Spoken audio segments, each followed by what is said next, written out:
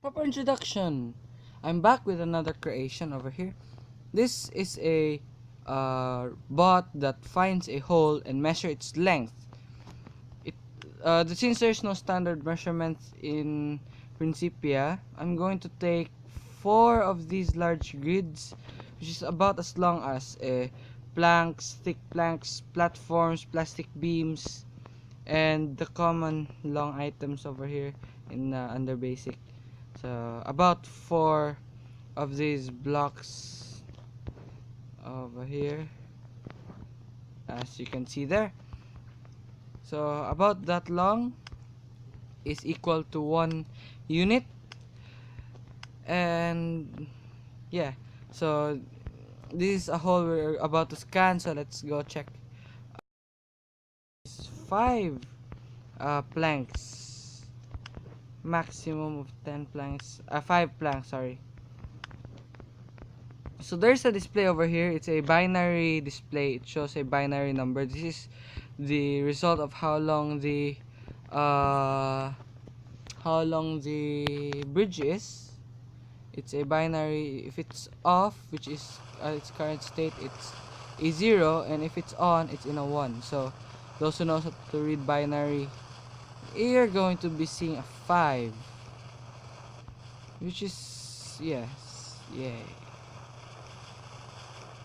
So it will cross the hole until it reaches the other side of the uh, what do you call this thing, gap, the other side of the void, and then it would head towards a platform which is specifically designed for this machine, and it will land automatically over here. So over here we have a data transfer here with lasers. I really like transferring data with lasers over here. So it transfers it via this serial. It's not serial. What? No, it's parallel. This a parallel laser transfer device over here. It transfers the data from the memory device onto the specifically tailored machine that's it lands on. So now I'm going to take you onto a tour of this machine, and yes, let's take you onto a tour. Over here we have proximity sensors. Actually, this lower portion over here, this entire portion is actually taken from the laser guided landing system. You might be familiar with this, and the tilt meter is clearly from the laser guided landing system. Over here we have installed a second proximity sensor. The second proximity sensor allows us to tell right next to this proximity sensor it's a huge change in height. So because the proximity sensors has 2 different lengths, so the first proximity sensor is shorter than the actually the outer proximity sensors can sense farther than the inner proximity sensors. So when there is an object, when there is a sudden change in elevation, it could tell that there is a sudden change of elevation. Like over here, it went from this elevation on the laser line onto absolute to the bottom of the earth. So yes, that's a thing. If we follow this proximity sensor, we should be able to find a timing device. Over here, here's the timing device. The timing device over here.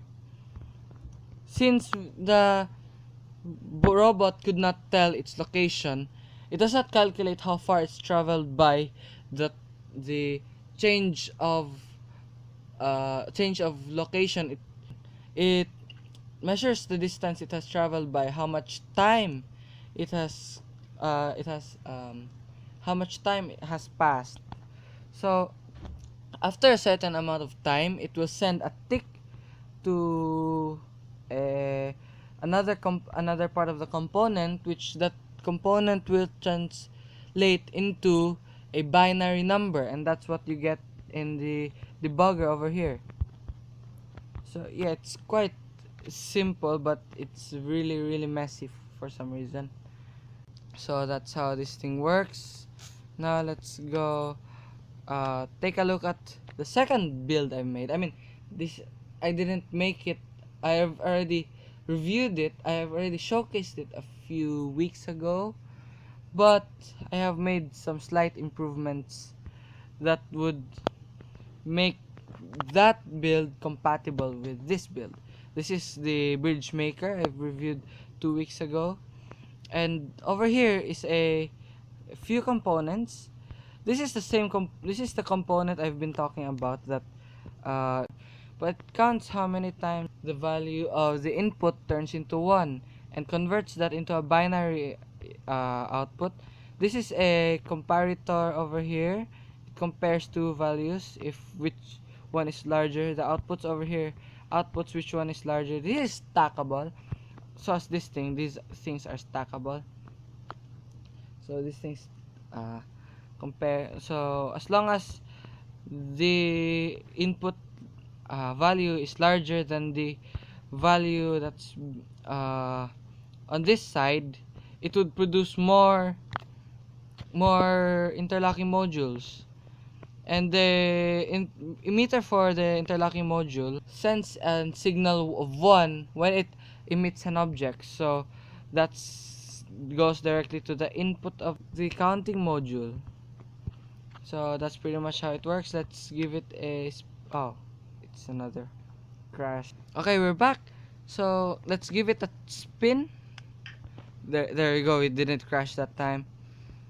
So we have to take into consideration that it always has a margin of +2 interlocking modules. So if you want to produce 5, you would like to input 3, and this is in binary. So this is, I've already tailored this to work with the surveyor bot, the bot that counts how much gap it is. And let's activate it by pressing that. That's to update the thing, and hopefully this thing does not fail us this time. This thing is not as reliable as what BRF Lite made. That thing was reliable. It was simple. It was so much more. It was so much more elegant than my design. You should check that guy out. I'll link to his channel in the description. Oh gosh, what was that? Whatever that was, it would not happen if I didn't overcomplicate things. So I 1, 2, 3, 4. So now this thing should spit its output over here. It should release the clamps. There you go. So overall, it works. So that's all I have for you today. Thanks for watching. Peace out.